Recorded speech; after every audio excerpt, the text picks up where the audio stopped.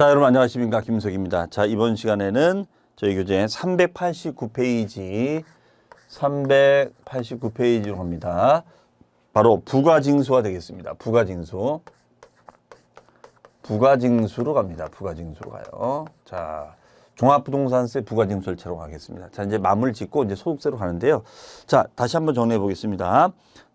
종합부동산세라는 것은 여러분들 이런 세금이 있었죠. 우리가 재산세 납세 의무자 중에서 특정 토지, 특정 주택을 과다 소유하고 있는 분들을 규제할 목적으로 토지는 토지끼리 합산해서 과세하고 주택은 주택끼리 합산해서 과세를 하는데 그 각각을 공시하도록 돼 있고 공시가액에 합해서 일정 기준액을 차감하고 거기다 공정시장가액 비율을 곱한 다음에 누진세율로 과세하자. 그리고 초과된 부분에 대해서 기납된 재산세분을 차감해주고 종합부동산세와 재산세를 합한 세금이 전년도에 일정 프로테이지를 초과하지 못하는 세부담에 상한 규정을 가지고 있다. 특히 주택의 경우에는 1세대 1주택자는 기초공제 5억을 해주고요. 법인은 아예 그런 공제 제도도 없었죠. 그리고 법인은 최고세율 3%, 6%로서 강력한 규제를 하겠다. 그리고 세부담에 상한 비율 적용도 하지 않겠다라고 했습니다. 반면에 우리가 주택은 기본이 6억 초과, 1세대 1주택은 5억에 6억 11억 초과인데 종합합산 토지는 우리가 5억, 별도 합산 토지는 80억을 초과한 거에 공정시장가액 비율 100%, 그다음에 누진세율, 별도 합산은 0.5, 0.7, 종합합산은 우리가 1에 3%의 누진세율로 과세하고 기납분을 차감한 다음에 전년도 재산세 종부세 합이 당해년도 150을 초과하지 못하는 이런 구도로 돼 있었습니다. 그렇죠? 자, 그러면 이렇게 계산한 세금을 누가 주체는 관할세무서가 되겠습니다. 관할세무서가 우리가 고지납부를 하는 거죠. 자, 고지납부. 이게 원칙이었었죠. 고지납부가 원칙이었었습니다.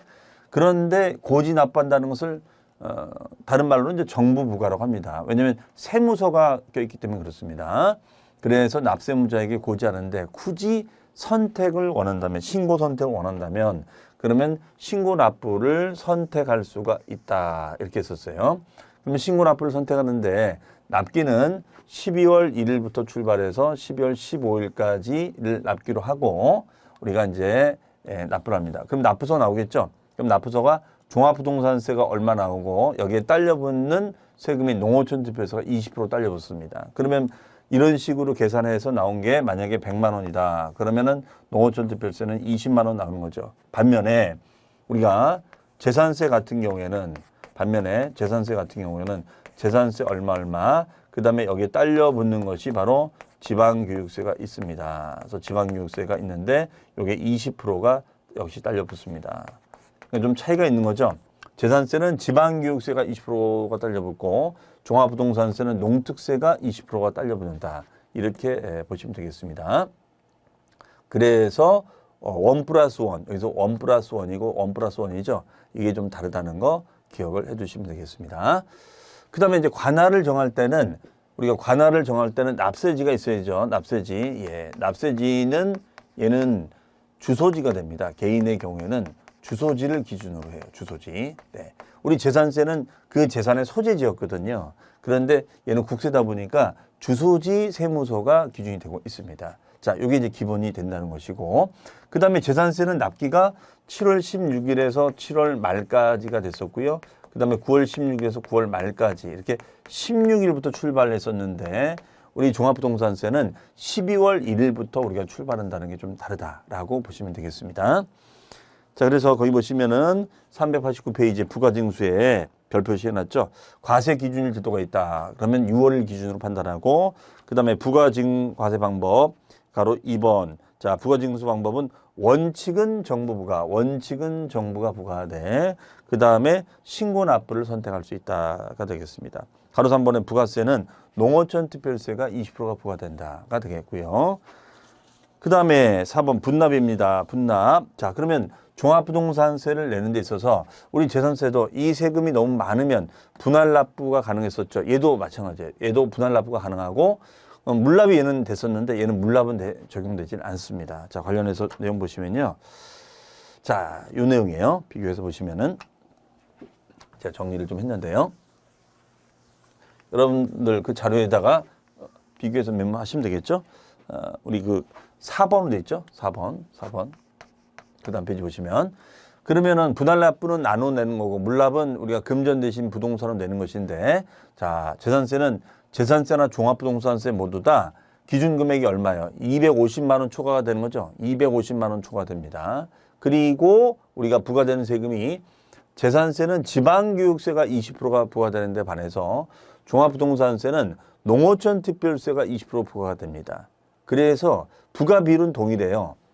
그런데 물납을 보시면 재산세는 물납이 1,000만 원 초과가 되면 물납을 할 수가 있는데 종합부동산세는 물납이 안 돼요. 자, 다시요. 재산세는 1,000만 원 초과가 되면 물납이 가능한데 종합부동산세는 물납이 안 됩니다. 그 점이 좀 다르다라고 보시면 되겠습니다. 그래서 재산세는 1,000만 원 초과하면 뭘로 물납할 수 있었죠? 관할 구역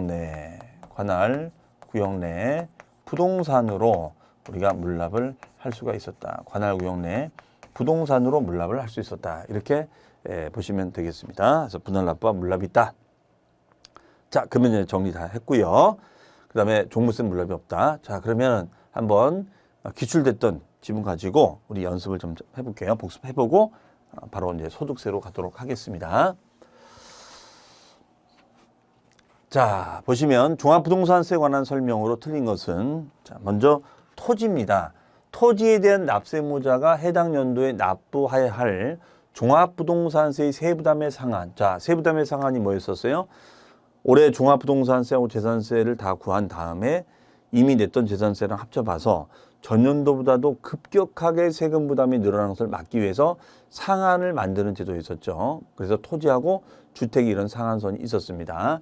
그러면 이때 상한액은 직전 연도에 부과된 종합부동산세의 100분의 300인가요? 100분의 300이 아니라 얘는 100분의 150이 되죠. 100분의 150.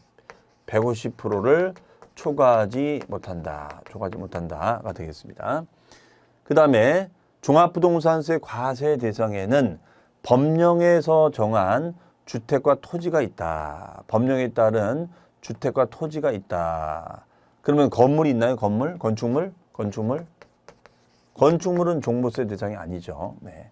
법령에 따른 주택하고 토지가 있는데 건축물은 종부세 대상이 아니다. 그리고 법령에서 정한 1세대 1주택자의 경우에는 공시가액의 합계액이 6억 원을 초과하는 자가 납세물을 진다. 이렇게 되어 있는데요. 우리가 종합부동산세는 우리가 기본이 다주택자가 됐을 땐 6억 초과인데 1세대 1세대 1주택자의 경우에는 우리가 6억이 아니라 얼마예요? 그렇죠? 9억을 초과하는 자가 되죠. 9억을 초과하는 자가 되겠죠. 그렇죠? 자, 이것도 X가 되겠습니다. 그 다음에 종합부동산세로 납부해야 할 세액이 250만 원을 초과하는 경우에는 법령에 따라 분납하게 할 수 있다. 그러면 얘는 나눠낼 수 있다는 거죠. 분납할 수 있다. 이렇게 얘기할 수가 있겠습니다. 그래서 여기는 세부담의 상한과 과세 대상이 있는데 이 부분은 이제 X가 되겠네요. 이렇게 어떤 세부담의 상한이라든가 기준 금액이라든가 이런 것들을 이제 한번 물어봤습니다. 자, 복습을 해봤습니다. 자, 그러면은 이제 소득세로 가겠습니다. 자, 우리 교재 390페이지죠. 390페이지 가 보시면 대망의 이제 마지막 소득세가 되겠습니다.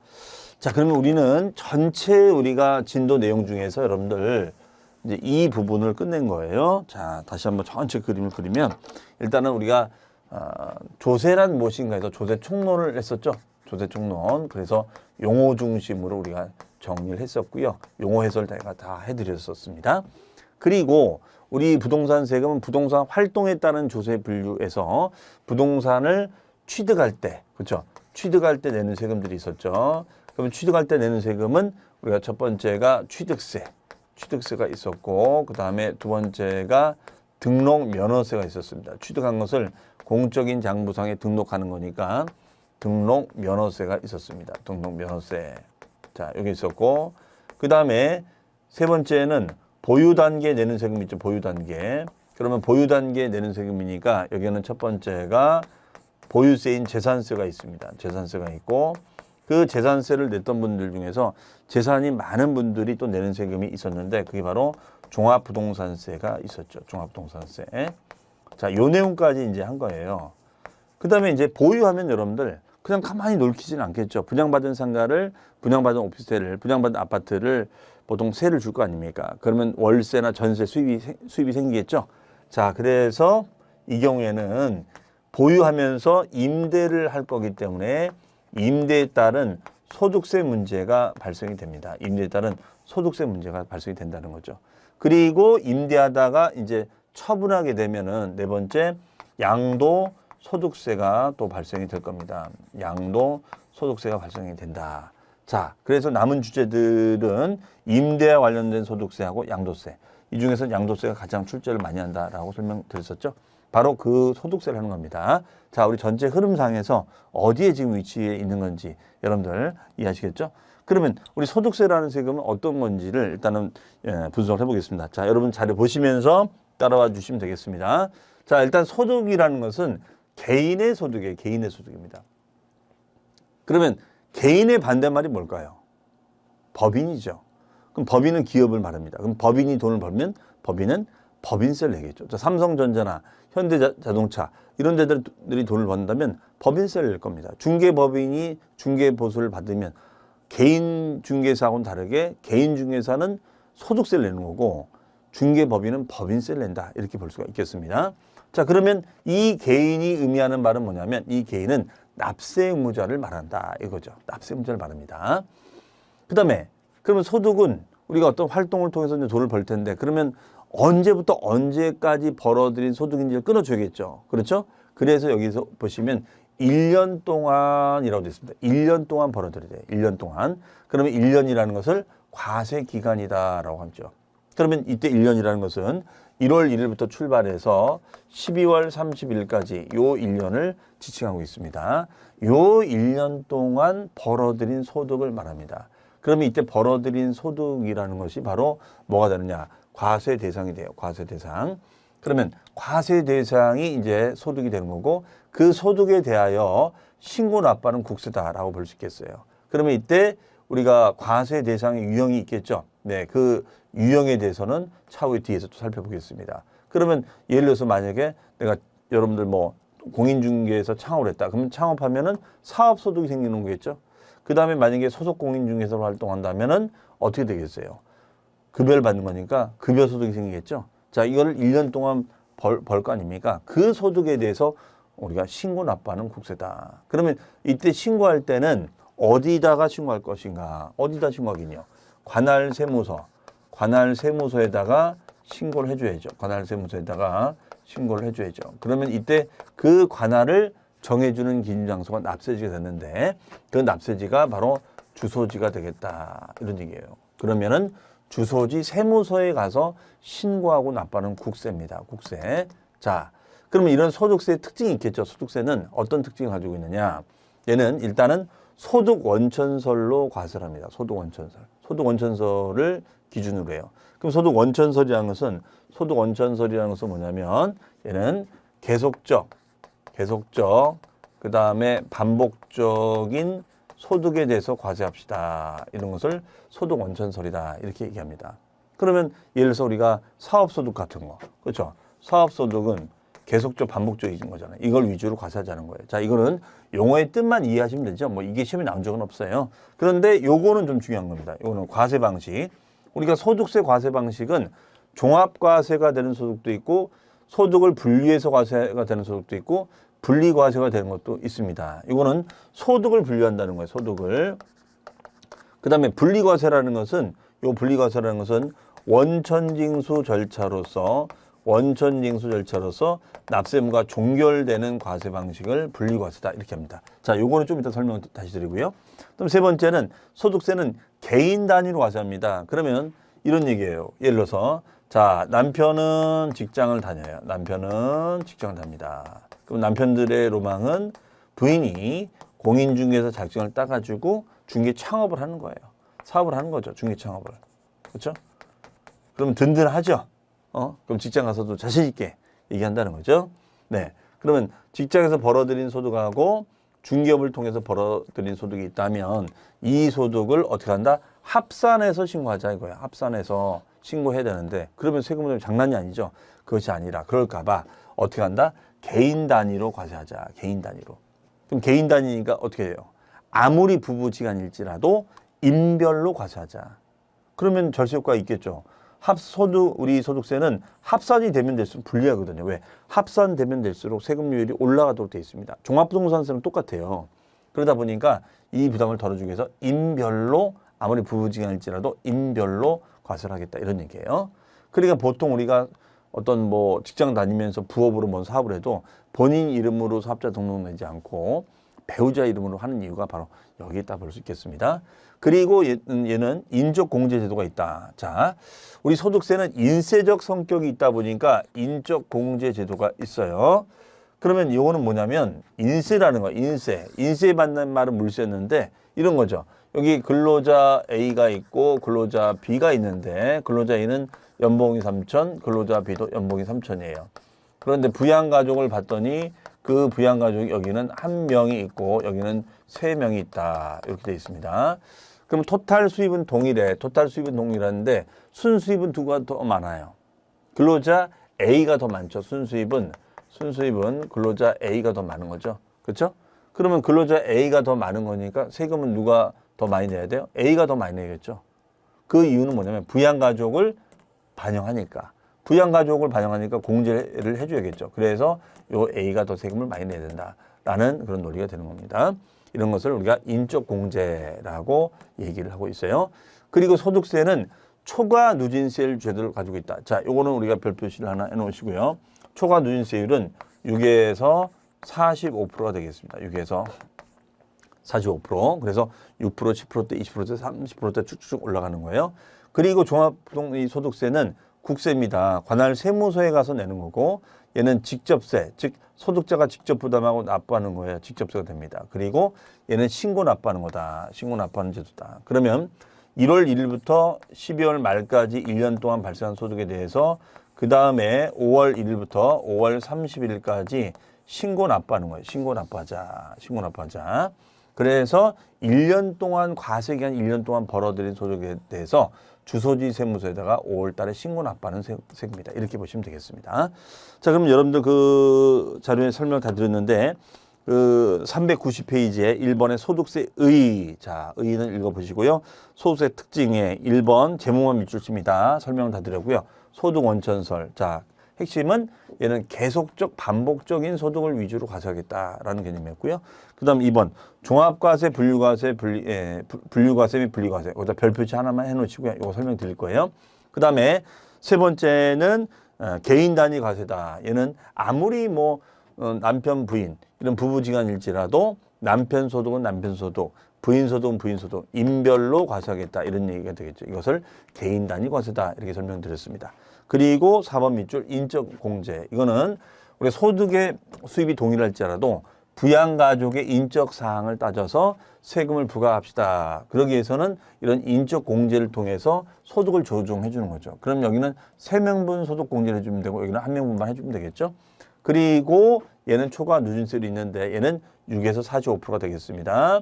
그 다음에 얘는 국세니까 세무서에다 갖다 내는 거고 얘는 소득자가 직접 부담하고 납부하는 거니까 직접세. 그 다음에 얘는 1년치 소득에 대해서 그 다음에 5월 달에 신고하고 납부한다. 그래서 주소지 세무서 가서 신고하고 납부하자. 이런 논리가 되겠습니다. 저기요. 자, 그러면 여기서 이제 또 설명을 드릴 게 바로 요겁니다. 종합과세, 분류과세, 분리과세. 자, 요거 설명을 찬찬히 드릴 테니까요. 여러분들 한번 보세요. 자, 요거는 뭐냐? 요거 이해를 좀 하셔야 돼요. 자, 메모할 시간 드릴 테니까 여러분들 천천히 설명을 들으세요. 일단은 개인의 소득의 유형이 여러 가지가 있어요.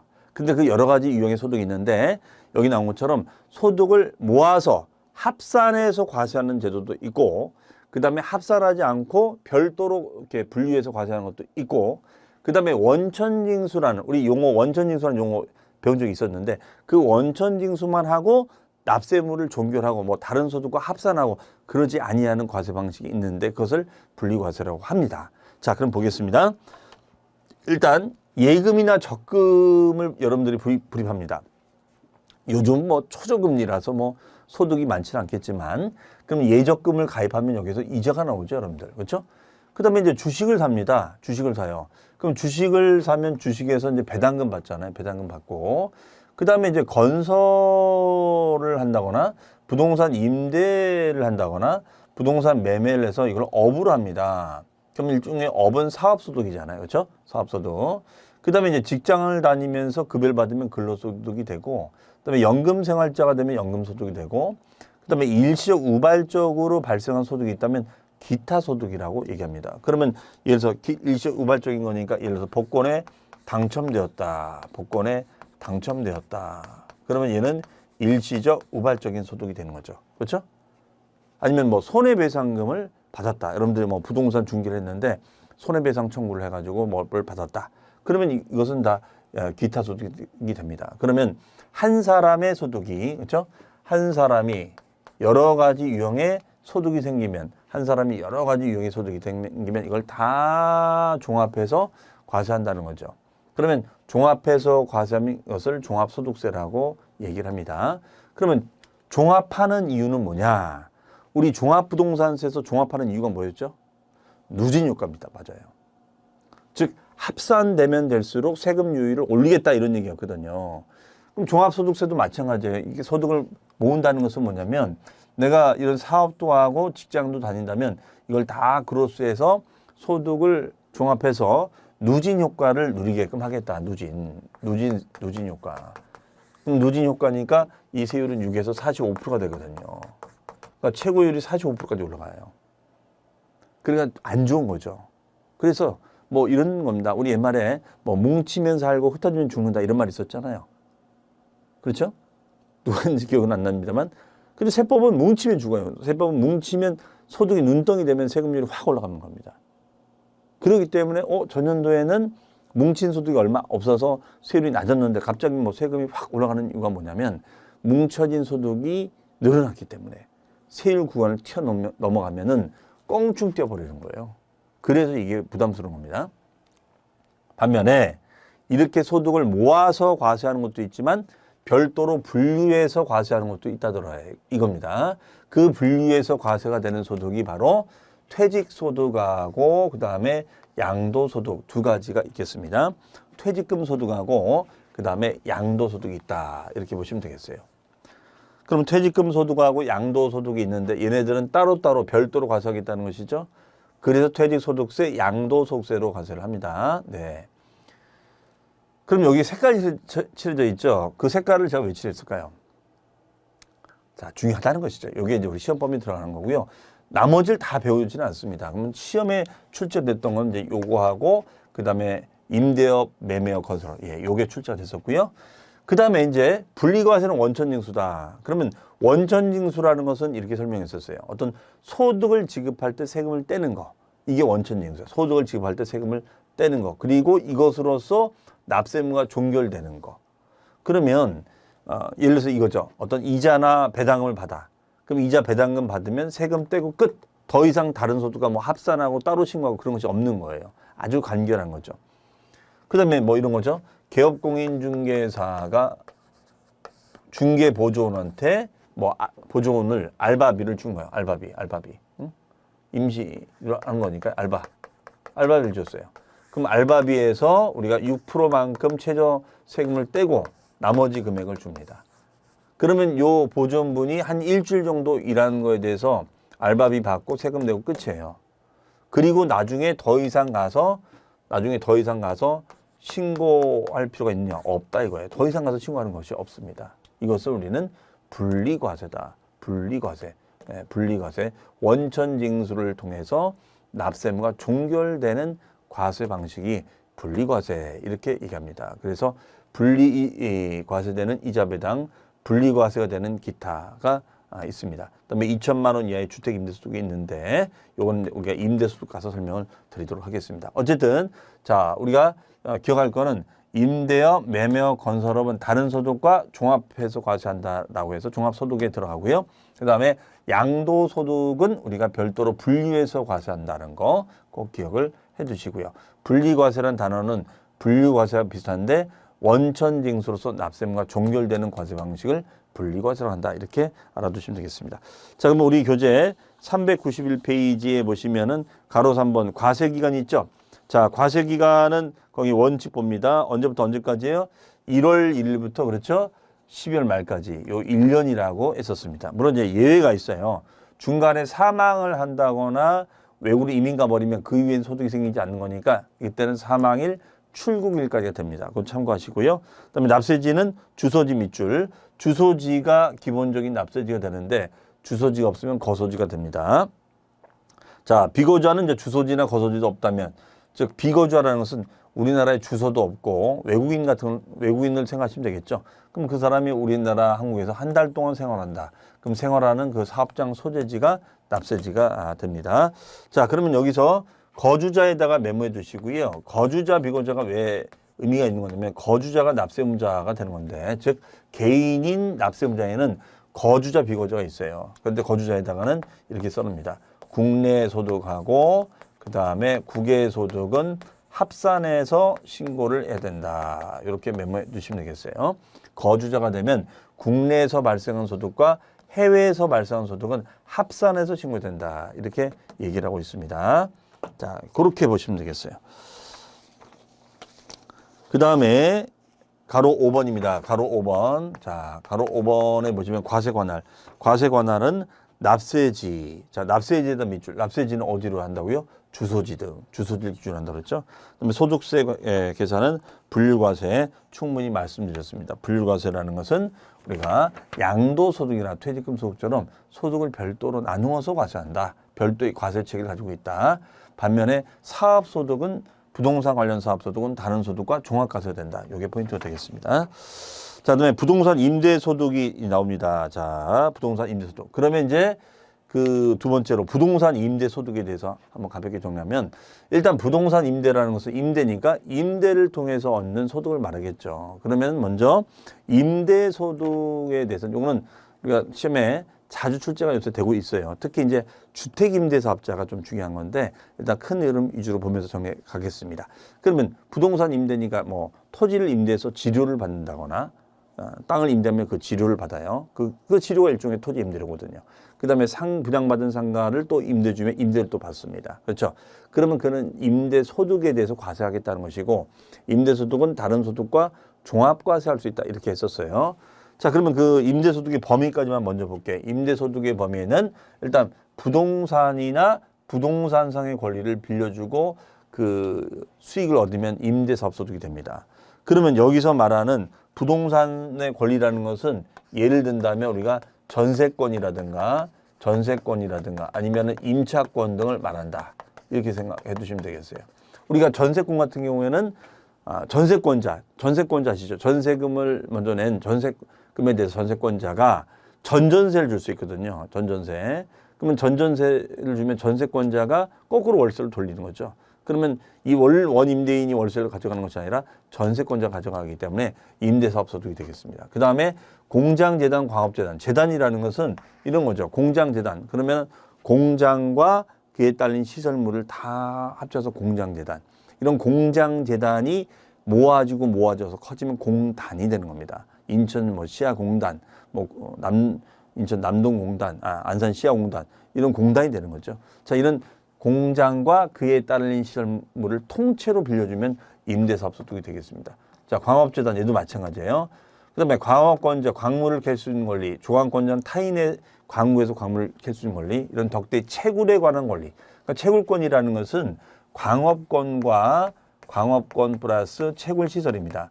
채굴시설을 다 합쳐서 이걸 통째로 우리가 대여를 해줬을 때의 소득을 말합니다. 자, 다만 2번과 3번은 거의 시험에 나온 적이 없어요. 그래서 여러분들 1번에다만 별표시 하나 해놓으세요. 1번에다만. 그래서 부동산이나 부동산상의 권리에 대여 소득은 임대사업소득이다. 여기에는 전세권, 임차권 등이 있다. 이렇게만 정리해 두시면 되겠습니다. 자, 그럼 비과세하고 분리과세 설명할 것들이 있으니까 이거는 다음 시간에 이어서 설명을 드리도록 하겠는데요. 자, 그러면은 우리 이제 소득세로 들어왔습니다. 어쨌든 소득세 다시 한번 정리해 보면, 소득세는 누구를 납세의무자로 한다? 개인. 근데 그 개인에는 거주자, 비거주자. 거주자가 되면 국내외 모든 소득을 신고해야 돼요. 비거주자는 국내 것만 신고합니다. 그래서 나누는 것이 의미가 있고요. 그다음에 1월 1일부터 12월 말까지 1년 동안 벌어들인 소득은 종합과세가 되는 소득, 퇴직금 양도처럼 분리과세되는 소득, 원천징수에서 분리과세되는 소득이 있다. 자, 그렇게 구분하고 이걸 5월 달에 신고 납부하는 거예요. 주소지 세무서 가서 신고 납부하는 우리가 국세를 말한다. 이렇게 설명을 드렸습니다. 여기에는 이제 부동산 임대소득, 매매업 등은 합산신고, 양도소득은 분리과세. 자, 그래서 부동산 임대소득부터 다시 여러분들 다음 시간에 진행하도록 하겠습니다. 수고 많으셨습니다. 감사합니다.